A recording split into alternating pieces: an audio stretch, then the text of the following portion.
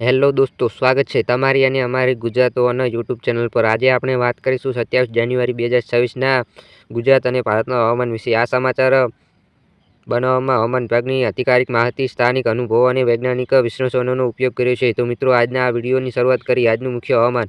ગુજરાતનું જોવા જઈએ તો શિયાળો હજુ સક્રિય। ઉત્તર ગુજરાતમાં સવારે 10 થી 12 સેલ્સિયસના ટેમ્પરેચરની શક્યતા છે। દક્ષિણ ગુજરાતમાં દિવસનું તાપમાન 28 થી 30 સેલ્સિયસની આસપાસ રહેશે। વરસાદની આગાહી। કચ્છ અને સૌરાષ્ટ્રમાં હળવી ધૂળવાળી અને થોડા વિસ્તારોમાં બેફિકાર વરસાદની શક્યતા છે, પરંતુ વધુ પાણીની આશા ન રાખો। પવનની દિશા ઉત્તર પૂર્વીય પવન, ઝડપ 15 થી 20 કિમી પ્રતિ કલાકની।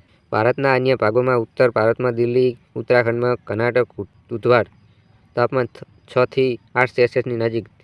દક્ષિણ ભારત, કેરળ, તમિલનાડુમાં સામાન્ય ઋતુ તાપમાન 25 થી 32 સેલ્સિયસ। પૂર્વ ભારતમાં પશ્ચિમ બંગાળ, ઓડિશામાં હળવો ફોગ, દિવસનું તાપમાન 22 થી 26 સેલ્સિયસ।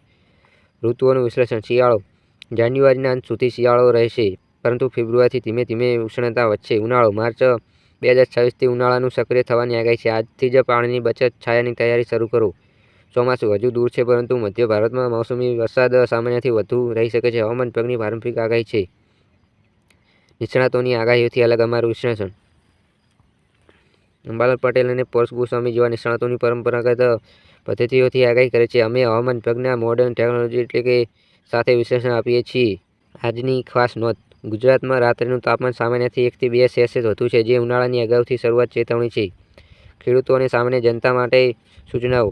ખેતી। શિયાળાની પાકમાં ઘઉં, સરસવ માટે પાણીનું વ્યવસ્થાપન કરો। આરોગ્ય। સવારે સાંજ ઠંડી રહેશે, ગરમ કપડાં અને માસ્ક પહેરો। યાતાયાત। સવારે ધૂળવાળો હોઈ શકે, વાહન ધીમા ચલાવો।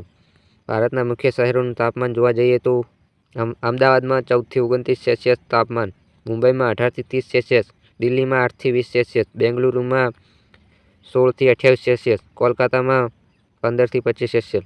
વિડીયોના અંત। દોસ્તો, આ સમાચાર 100% મૂળ અને સાચી આગાહી છે। અમે અન્ય ચેનલોની કોન્ટેન્ટ ક્યારેય ઉપયોગ નથી કરતા, અને અમે તમને અમારા ખાસ હવામાનની માહિતી ઉપયોગી લાગી હોય તો લાઇક, કમેન્ટ, શેર અને ગુજરાત વન ચેનલને સબસ્ક્રાઇબ કરો। આવતીકાલે નવા સમાચાર સાથે ફરી મળીશું।